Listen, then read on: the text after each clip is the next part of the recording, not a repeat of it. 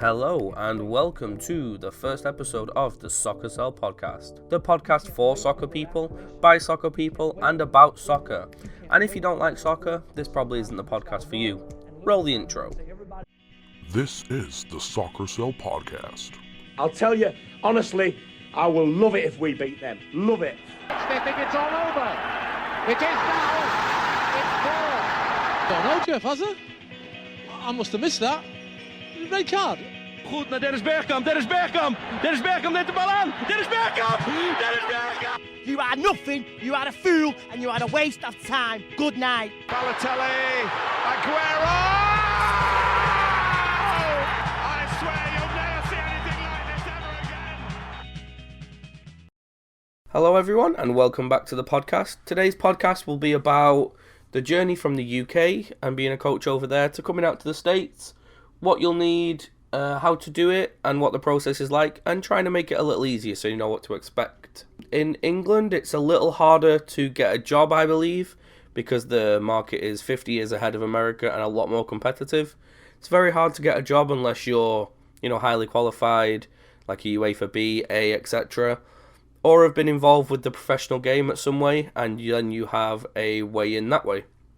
Whereas in America, it's a little more grassroots. Even from what I've found, let's say you coach a Premier side, which would be equivalent to an academy kind of system. It's completely different. You can't really compare it, but that would be more of a Sunday League level, even if it's considered Premier, So a little bit about what I'm doing right now. I am currently a full-time coach in Connecticut, and by full-time, I make my full-time living off this, but I do 2 to 3 different kind of jobs within soccer.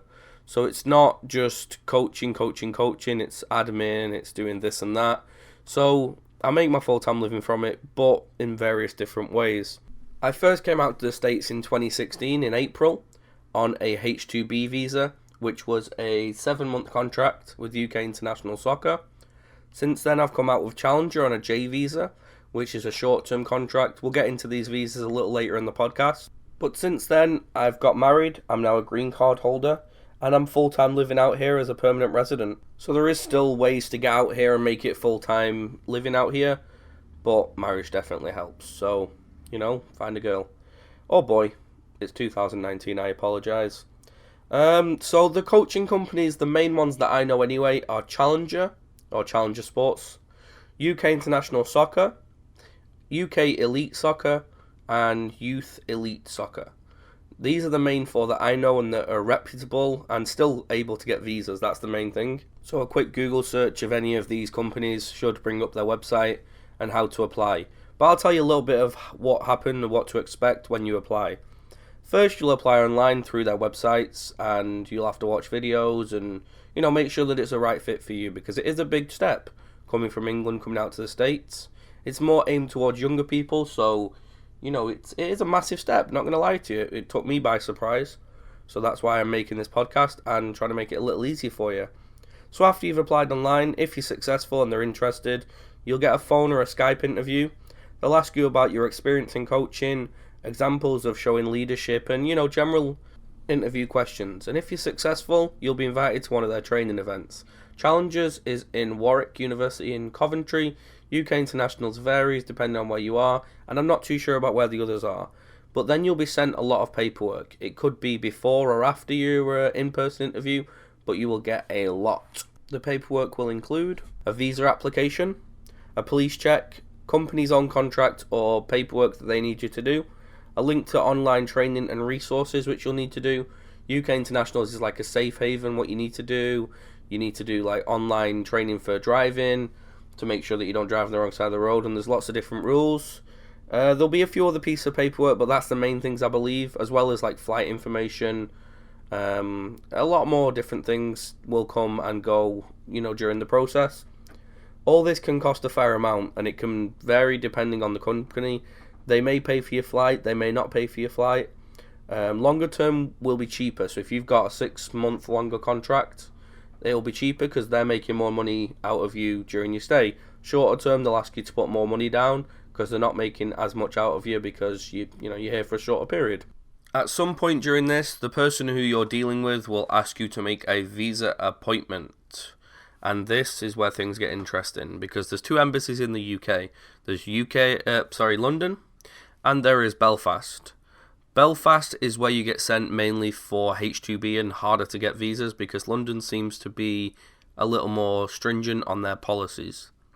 The way I came out was on a H2B, as I previously said, with UK International Soccer, and my visa lasted from April till October, with a month that you can stay afterwards as like a grace period to travel, but you cannot work within that month. The visas are pretty much obsolete now for the H2B. I think Challenger may still have a few, but they are getting harder and harder to get with the new government that came in. The second way I came out was on a J visa. I believe these visas are still around, and they are pretty easy to obtain from either Belfast or from London. These are for summer stays. These will pretty much cover you from the end of May, start of June, until mid-August / start of September, depending on, different areas have different summers. Mine got extended to the middle of September because they wanted me to work on a program in Michigan. But then, it's definitely not something that happens regularly, so you will have to go home. As I said previously, J1 visas are still around for summer camps and for shorter stays, and I think they're pretty stable for now. For now, everything's for now. The main way coaches are staying long term right now is a study abroad visa. These are obtained from like a university. I know University of South Wales does them, and you'll do a distance learning course. You will do your degree through that university and go through student finance as you would any other degree, but you'll be in America for most of the year coaching, and you'll do it all online. With these visas, you still do have to go home, and I believe you'll be home in the winter from around the end of November to the start of April. You'll go to your course and see your tutors in January, February, I believe. This can also be done with a master's. I believe the master's is quite expensive though, because if you've already done a degree in the UK, they will only cover a certain amount of your tuition fee from student finance, that is. The companies don't help. The companies may give you I think UK International give 3,000, but it's a fair cost. I looked into doing this, but it wasn't for me. It wasn't feasible with the amount you're getting paid out here to do that. Final way you can come out, and this is a more recent one, which I'm not particularly familiar with because I was already out here when this came about, is a gap year visa. According to UK International Soccer's website, if you've recently done a university course or a college course, there's a way that you can come out for a year, but you have to have completed your course in the past 12 months. Again, I'm not 100% sure on that, so you'd have to check the UK International site for that. They are looking for coaches now, I believe. Spring season in America, on the East Coast where I am, kicks off in the next month, so if you want to get out, you're going to have to act sharpish. But I think that they're always looking for coaches because it's getting harder and harder to get people over here, so the coaches that they are getting have to meet them 3 criterias, or maybe get a visa through the H2B/J1, but again, it's getting harder and harder to get.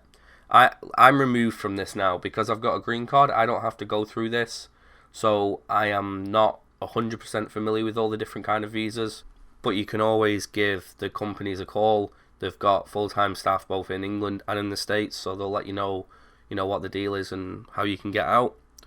Right, they're the main ways you can get in this country at the moment. Next thing we'll discuss is a visa appointment, which someone will ask you to book at some point during the process, as I mentioned before. The visa appointment itself is pretty hard to book because they fill up quickly and they don't come open that often. So you'll have to keep checking daily and trying to make your appointments normally. The J visa appointments are a little easier to get because not as many people get it, and obviously they're at a specific time of year. At the interview, you'll be asked why you're going, what you're doing there, who you're going out with, where you live in, stuff like that. So you have to have all that information with you. Your company should help you with that. If your visa appointment goes good with no hiccups, you're pretty much good to go, and you'll get your passport and your paperwork and stuff back in the post in about 4 to 5 days, or maybe a week at the maximum. Alright, everything's good. You are ready to fly out. On the date of your flight, everything should run pretty smoothly, and you may even be in a flight with a cluster of other coaches. You've got all your paperwork ready, so you shouldn't have any issues. If you have the choice of who you're going to book with, I would recommend booking with Aer Lingus, because they do your US customs in Ireland, so you don't have to do it when you get into America. This gives you a transfer as well through Dublin from wherever in the UK, and you don't have to pay extra for it. In fact, I think they're one of the cheapest. Once you get into America, the coaching company you're with should provide you with transport from the airport to wherever you're staying. When I was there personally, I flew into JFK, I got picked up, and my housing was in Shelton, Connecticut, and we had a coach's house. This isn't always the case. You may be with host families, you may be in a hotel, and we'll discuss accommodation a little bit more later in the podcast. At this point, I'm going to split it up into the longer stay and the shorter stay. So by longer stay, I mean spring, summer, and fall. They are the 3 seasons that you'll be coaching. In the spring, that's their regular soccer season. So I'll tell you a few things that you can expect. You can either stay in with a host family or a hotel, but normally, because it's a longer term project, you'll be staying with a host family, which their kid is in the program. You will have a card to yourself, or depending on if you've got, a couple of coaches in the area, you'll have a card between you with a gas card. This gas card covers you to get to and from work, but no more. Any kind of leisure trips you want to do, you'll have to put your own money in the car. But gas out here is very cheap. I think, petrol in the UK is like $1.50 a litre. You're looking at $2.50 a gallon, which a gallon is 4 litres. You'll have assigned duties throughout the season. So let's say you work in a club. You may have 2 teams, and you know that them 2 teams practice on a Tuesday and a Thursday. And then on a Monday, Wednesday, Friday, you're doing academy sessions or clinics, or, it's a lot more stable. At the weekend, you'll be doing your games. It's, like I said, it's a lot more stable, so you know what you're doing week to week. Next thing is pay. So, pay, it varies. The first time I was out here, I was getting $18 an hour, which, it wasn't bad. But we were living in a coach's house, so we had to pay for our own food. We had to pay for just little things like your phone bill. Stuff like that. It's just little nicks and knacks that you don't think about at the time. And that will be you set in that routine for spring and fall. You may change where you're living, but that's pretty much the same routine. So it's a pretty stable area. But then for the summer, it will change. You'll go on the summer camps. The summer camps, you will go to a different area each week, and you'll stay with a different host family each week. Sometimes you may stay with the same ones, but mainly you'll go, bouncing from town to town and doing camps. A summer camp normally runs from 9 in the morning to anywhere like 3 to 5 at night. And it's usually split up into 3 sections. So you'll have a mini camp, which is for 2 to 5 year olds, which usually runs from like 9 to 10:30. You'll have a half day camp, which is open to anybody from 9 to 12. And then you'll have the full day option, which will be 9 to 12. These are for the children to choose. You, as a cluster, will decide, and you'll have like a camp director who will decide who gets what assignments. The more hours you do, the better you get paid. From memory, I think a mini camp from 9 to 10:30, will be around $200. A half day will be about $250, and then for a full day, you could get anything up to about $400 a week. So the pay isn't that bad, to be fair, and because you'll be living with a host family for most of the time, it's not that bad because you'll be getting fed, and you'll be doing activities with them and stuff. Let's chat a bit more about the host families. If they're good, they're really good. If they're bad, they're really bad. I've had both. You get a really good host family one week where they've got a swimming pool, weather's really nice, kids are nice, you get alone time if you want it, and it's basically just a nice week. They show you the town. They're proud of where they come from, everything like that. It's I can't say enough good things about the people that I've stayed with. But on the other hand, I've had a host family where they've kind of thought about it last minute, and then they've realised they don't actually want me there, and haven't fed me. They haven't done anything for me. They've not even provided me a bed. Sometimes I've had to sleep on the floor. It is what it is. At the end of the day, you're getting paid to coach soccer, and you're out in America. you can't really complain. There's been times where I've had to sleep in my car because hotels haven't been booked on long journeys.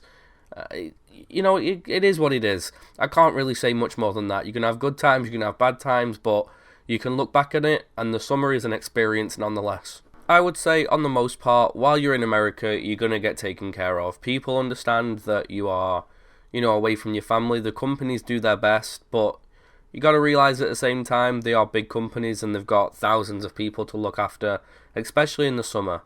So, just take that in mind, and if there are some rough times, just get on with it. The one thing I can say is, get yourself out here. You can't really explain it or do it justice over a microphone. I'm just trying to make this a little easier for you with the process and what to expect. You get to experience America, coach, and you get paid for it at the same time. What is not to like? Because you go back to your life at home, and you've gained a valuable experience, a life lesson, and everything, all of the above, everything I've said. So I would just say, get yourself out here. If you ever thought about it and you've not got any ties down in England, just do it. I thought I'd do a little comparison of the standards and the kids and fields and what you can expect, from your time out here. So in terms of the standard, the girls and boys compete pretty evenly here. Like there's 50% girls, 50% boys. I don't know the official statistics, but you will coach a lot more girls than in England. The standard, I would say, is the higher level here is the middle level in England. They're not, you got to expect that you are going to be coaching lesser standard kids because this country is 50 years behind the rest of the world. So you got to expect that. In terms of living, like I said, it very much varies depending on, what you've got. But you could live great out here. The weather's good if you're here during the summer. In the fall, you may get a little bad weather, but again, you're out here living, coaching for a living. It's not a bad life, and you're doing something that you couldn't necessarily do in England and get paid, the money for it that you need. In terms of little things like fields and like equipment and stuff, you will get provided with everything. The fields some of them are AstroTurf or turf, and some of them will be grass, and the grass here does get very, very dry because of the heat. And fields are kept a lot longer here. Americans like green grass, so they want to see green grass, whether it's 3 foot tall, 6 foot tall, you'll have to play in it and get used to it. I hope this has give you a little insight into what you can expect when you get out here. I've tried to keep it nice and short and sweet to, not take up half your day listening about it. If you do have any questions, you can either send me a message on the Soccercell page, or you can send me a personal message and I'll respond to both. But apart from that, thank you for listening. This is the first episode. We hopefully will be doing lots more, and I'll have a co-host but for the rest of it. And please like, share, subscribe, all the videos. Keep this going, and I appreciate all your efforts. And I bid you farewell. But I can't stop running because you're not running with me. Listen to me, hear me. You can't stop chasing your dream just because somebody in your life won't chase it with you. You can't stop believing in yourself just